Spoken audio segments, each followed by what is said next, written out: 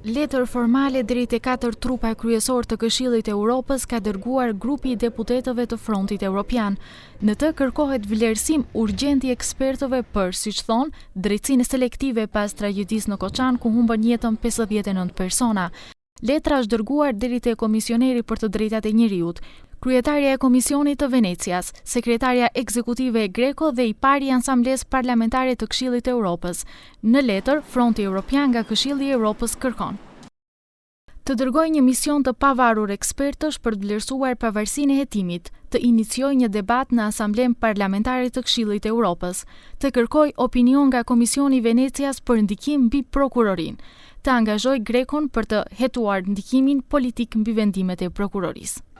Nga LSDM kërkojnë që qeveria t'i anulojë tenderet për vlerësimin e medjave, gjë për të cilën planifikohet të shpenzohen 400.000 euro.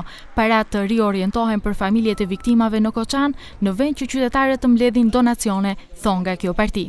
За поддршка на семејствата и граѓаните во Кочани се организираат донации, а владата на ДПМН троши 400.000 евра за анкети и мерење на рейтингот на Мицкоски. И тоа не било доволно, па гледаме објава на нов тендер за уште еден скап проект, оцена на медиумското влијание, мониторинг на медиумите, нема пари за плати, нема пари за пожарникарите, нема пари за лекарите, за работниците, но пари има само за папаја, манго и рейтингот на Мицкоски. VMRO DPMN me përgjigje.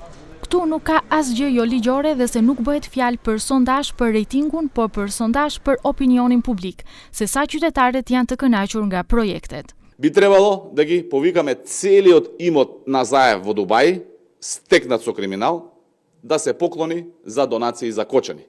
И целата украдена, и криминално стекната хациенда на Венко Филипче, сместена на Водно, исто така да биде поклонета за цели за Кочани. Не се тоа анкети за мерење рейтинг, туку истражување на јавното мислење за политики и проверка на проекти и реформи.